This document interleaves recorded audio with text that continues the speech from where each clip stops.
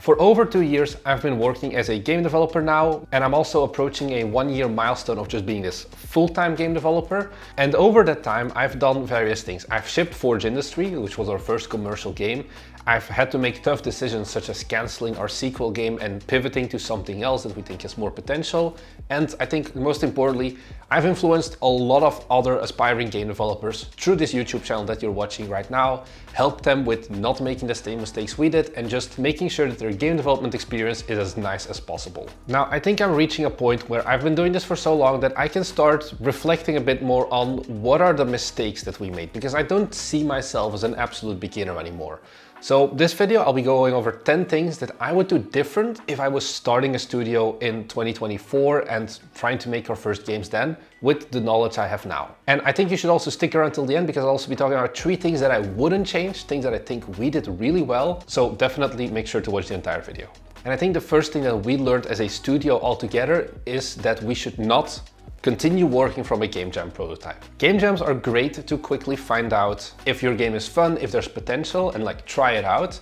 They're also very short in time to just make. And we had a little game jam for Forge Industry where we wanted to figure out, can we get this working? Can we work in Unity? The big mistake is once we had that prototype that like worked in very big quotation marks, we just decided to keep on building upon that. And that is probably one of the biggest mistakes we did. Instead, if you have a game jam project and you're like, this is nice, I really enjoy this, be proud of what you made, but then throw it in the garbage. Or like, don't throw it in the garbage, but start afresh if you decide to actually pursue the game idea or the game concept that you made in that game jam as a full-on game. You're going to have so much technical debt because you'll be writing code without having much time to really think about, is this the most efficient way? And if you're going to keep building upon that very weak base of a game, it's only going to ask for problems. And it has cost us literal months of extra development time because we didn't throw our game away when we had that first prototype and start fresh with more ideas. The next mistake we did is we were in a team. And a big mistake we made is we had no clear definitions of who was going to commit how much to our game. When I make these YouTube videos, I'm often like, yeah, we started as 4 people, but you don't really see the 4th person anymore. That's Jamie, because we had some struggles in terms of commitment. There was definitely an imbalance with the 4 of us and how much we've worked, especially when we were doing that like the first year. It was mainly Thomas and I who did most of the work, and then William, he pretty quickly fizzled out a bit and then dropped development for multiple months. Similar to Jamie, he also in the end didn't end up committing that much to our game. And I think this was definitely something that, look, it's going to happen, but we also made some mistakes there because we didn't really have hard commitments of this is how much we're gonna work as a team, and try to stick to that and call each other out if that wasn't met, if we didn't actually reach the commitment that we originally had set out for.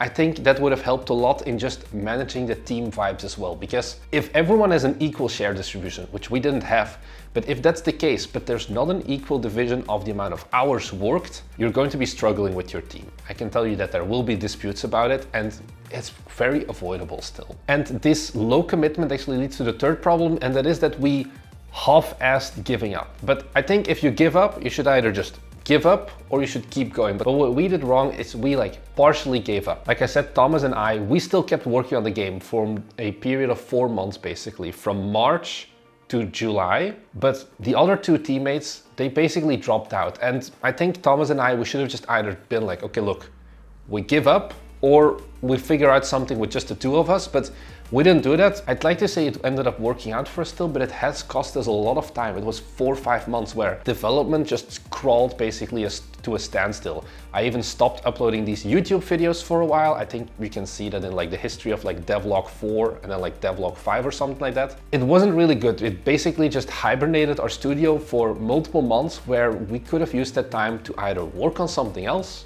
or just keep working on the project we were working on. But we kind of half-assed giving up, which in the end left us with not much really useful. The next mistake we made is also kind of related to that game jam thing, and that is that we didn't spend enough time on tooling. This is something that we've learned by now, but especially if you're making a more mechanically heavy game or an item heavy game like we did with Forge Industry, it is so worth it to spend time on tooling and to get something like Odin, which is a Unity asset. There's probably similar things for Unreal and Godot, where you can make it very easy for yourself to add new items, for example, to add new workstations, because we had a very convoluted workflow. We didn't spend any time on making tools, which meant that implementing a single item in Forge Industry took about 5 minutes. And we had 700 items. That was not an efficient way to do things. And we had a bunch of scriptable objects and we had prefabs and they weren't really linked to each other. You had to change certain variables in multiple positions. And it cost us so much time, but we never really were like, okay, let's just spend a bit of time on first writing the tools so we can create the items. That is something I think we do much better now. With Guild Architect, the first thing we did basically was create tools to make objects in our game. So it's very easy now for us to add new decoration items, for example, that are part of the game's content. And sure, the first version of the tools you make won't be efficient, but if you always force yourself to use the tools, they are going to become really good really quickly instead of just doing the quick fix of doing everything manually and you're just going to hate your life. And then another mistake with it is also that we didn't spend enough on assets. And with this, I mean cold hard cash basically. Only about 7 months into the development of Forge Industry, we realized that I can't do everything myself 3D modeling wise. And that was the first time we actually bought assets. We bought like the Sinti Fantasy Kingdom pack. And that was probably one of the best investments we could have made, because sure, I remember I paid like $100 for it in sale, I think. And it somewhat hurt, but on the other hand, I was still working a full-time job. I did have disposable income to put into that asset pack, and it saved me so much time afterwards in getting the visuals of the game somewhat better already. They're still not great, but that's also like shader and technical art related. But just the models itself, not having to make everything from scratch, saved us so much time. And I think this is something that I've been preaching on this channel a lot at this point, but definitely we should have just started with assets packs from day one, whereas instead for a game jam, we were like, we'll do everything 100% from scratch, which was a stupid idea. Another mistake we made, and that I think especially I made, is I didn't do enough research before getting into game development. So what do I mean by that? I kind of just brute forced my way into game dev. I only looked things up if I really had to look it up. Like for example, figuring out how Blender, like the basic functions of Blender work, but I never sat down and did like a full like course of learn Blender modeling or whatever. I always looked purely for, I have this problem, what's the solution? And it extends even more than that. And this is a mistake that I know you aren't doing anymore because you're watching this video, is I didn't watch any game dev YouTubers really. I had no clue how indie game development worked. When I say that this channel is just me documenting the stuff that I fail at and like am brute forcing my way to game dev, I mean that. I still honestly don't watch that much game dev YouTube because I didn't feel like there was much out there back then that really appealed to me as well. Now, clearly I appeal to you, so you're already doing something good there. But because of that, because I didn't have anyone really who was just talking to me about the game dev process, we made some very painful mistakes, such as trying to launch in a Steam summer sale. Luckily, we dodged that bullet last minute, but still, I didn't know that that wasn't the thing you should do, or that your game can get pirated before your game even released because of things like Steam curators.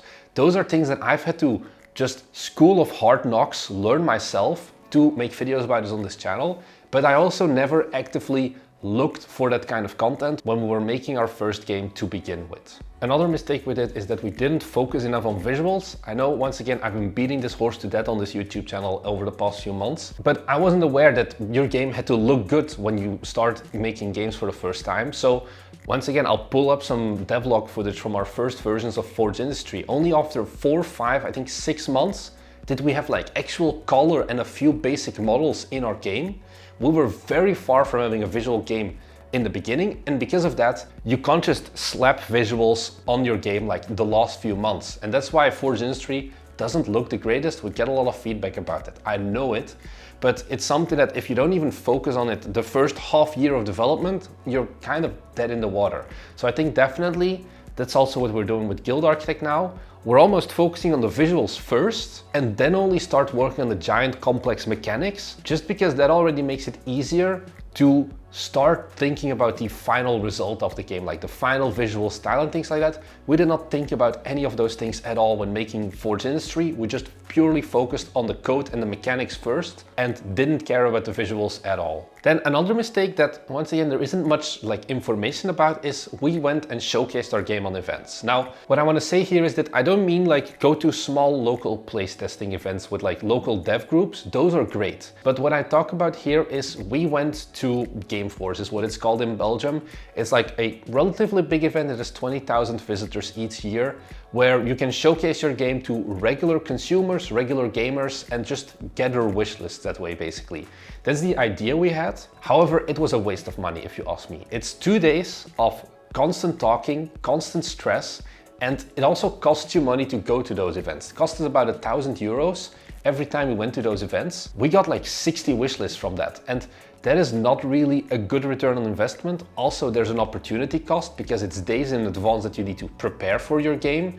It's days that you're there that you can't work on your game, and then like the 2 days after you go to one of those conventions, you're dead and there's nothing really you can do focused work on your game.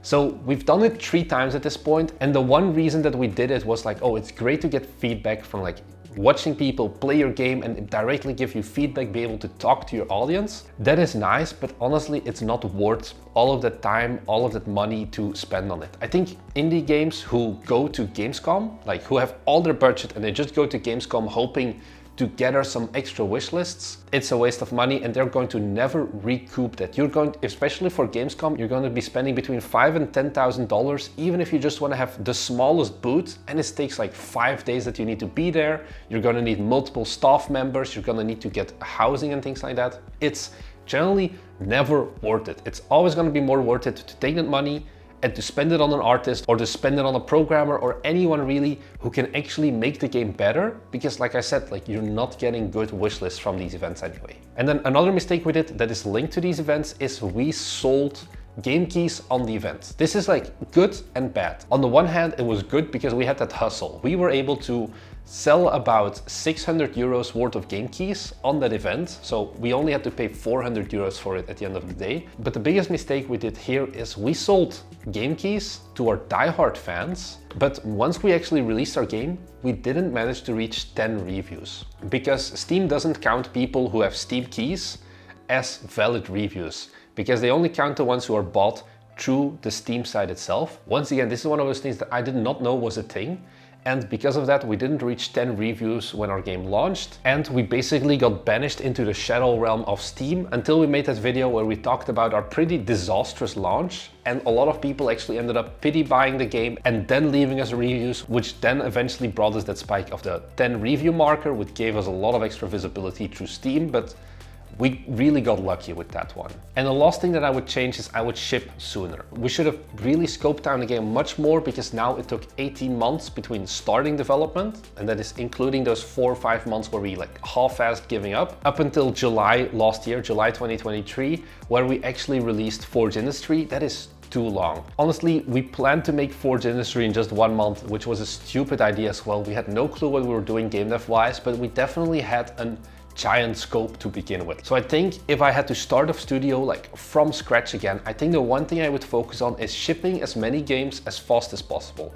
So I would do something like 3 months for the first game, 4 months for the next game, and then 6 months for the game after that.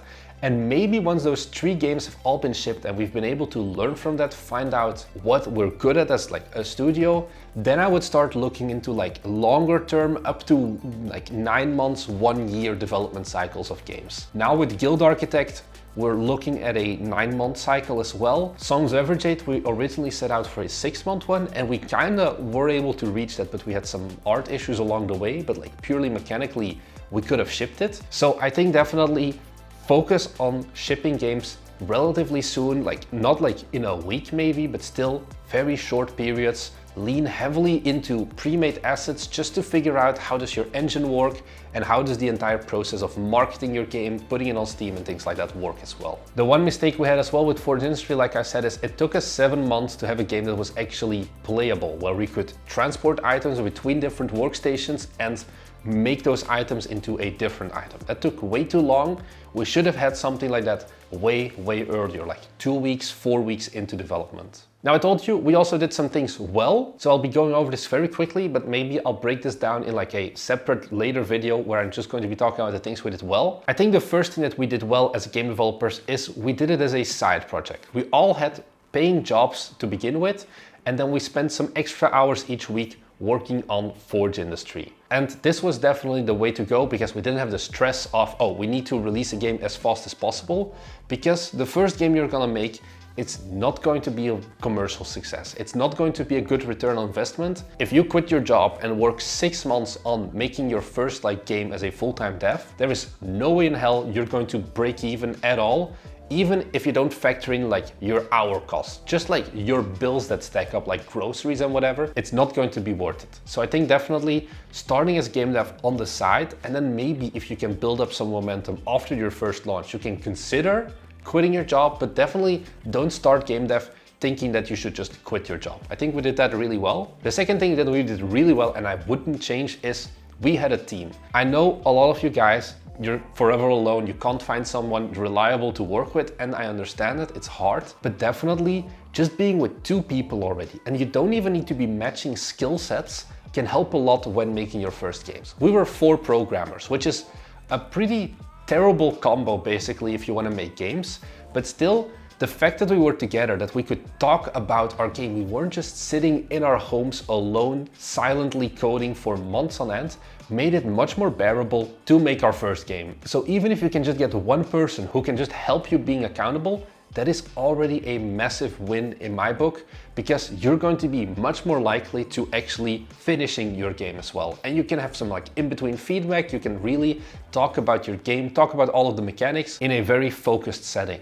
And then the last thing that I think we did well, and that was also possible because we had that team, is this YouTube channel. I never really planned on this becoming so large. We just made devlogs really thinking it would be the one way we could do marketing for Forge Industry.